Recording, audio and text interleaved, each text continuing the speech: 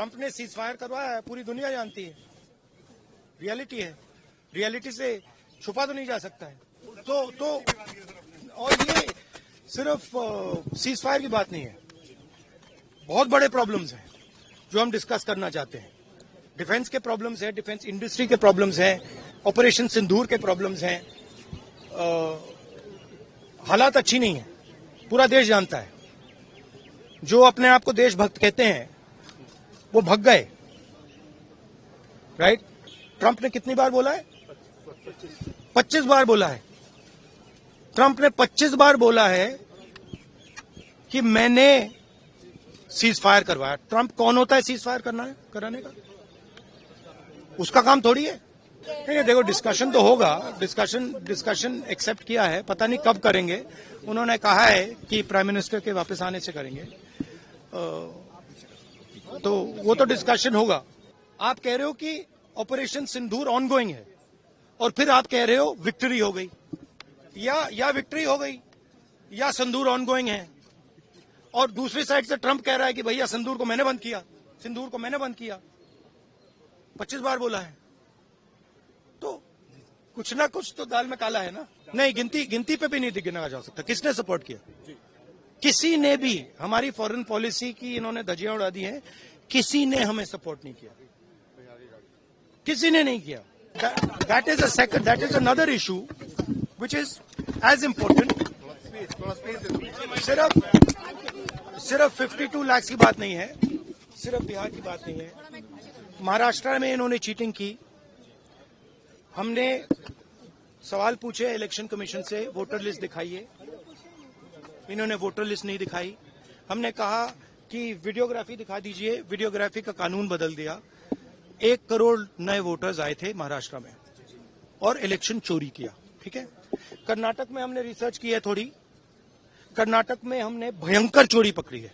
मैं black and white में आपको दिखाऊंगा, इलेक्शन कमीशन को दिखाऊंगा, ठीक है, ब्लैक एंड व्हाइट में कि कैसे चोरी की जाती है, कहां की जाती है।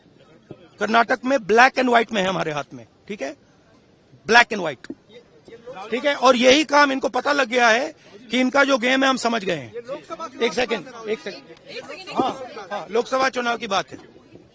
हमने एक कंस्टिट्यूएंसी चुनी, वहां पे हमने डीप डाइव किया, क्योंकि प्रॉब्लम क्या है, ये वोटर लिस्ट देते हैं पेपर में, और पेपर की जब वोटर लिस्ट आती है उसको एनालाइज किया नहीं जा सकता। तो एक कंस्टिट्यूएंसी ने हमने पूरी की पूरी वोटर लिस्ट ली, उसको डिजिटल फॉर्मेट किया, 6 महीने लगे हमने, मगर हमने सारा का सारा मतलब इनका सिस्टम निकाल दिया है। ये कैसे करते हैं, कौन वोट करता है, कहां से वोट होता है, कैसे नए वोटर बनते हैं, पूरा का पूरा हमें मालूम है। चोरी का फॉर्मेट बदल दिया इन्होंने। नहीं, अब इनको समझ आ गई बात, ठीक है। और अब इन्होंने क्या किया है कि अब हम बिहार का पूरा सिस्टम नए तरीके से करेंगे, वोटर डिलीट करेंगे और नए तरीके से वोटर लिस्ट लाएंगे। हिंदुस्तान में इलेक्शन चोरी किए जा रहे हैं, ये रियलिटी है हिंदुस्तान की। देखिए, ये लोग गलत बयानी कर रहे हैं। मात्र इतनी बात है कि वोटर जो फर्जी हैं उनको वोटर लिस्ट से हटाना है। इसमें सहयोग करने की जगह ये उसका विरोध कर रहे हैं।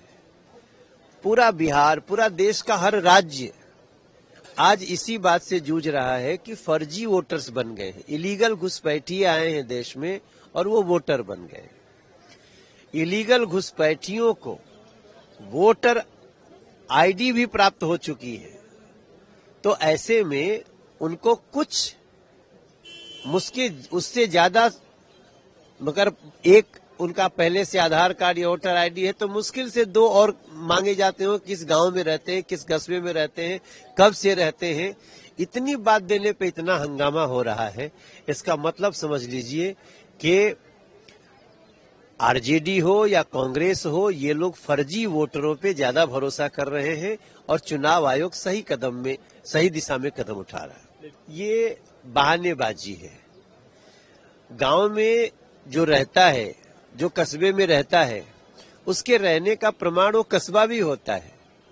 वहां का जो चुना हुआ पार्षद होगा, वहां का जो चुना हुआ क्या बोलते हैं प्रधान होगा, वो सब के साथ भी, तो ऐसा तो नहीं कि सब आपके अगेंस्ट हो गया हो कि आपका वोट कट जाए।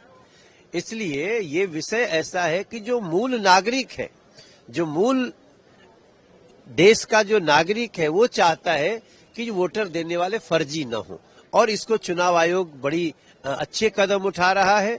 दिल्ली में भी उठाया गया था, अब बिहार में हो रहा है। जहां जहां चुनाव होगा, चुनाव आयोग को ये करना बहुत आवश्यक है, और हम इसको धन्यवाद करते हैं चुनाव आयोग।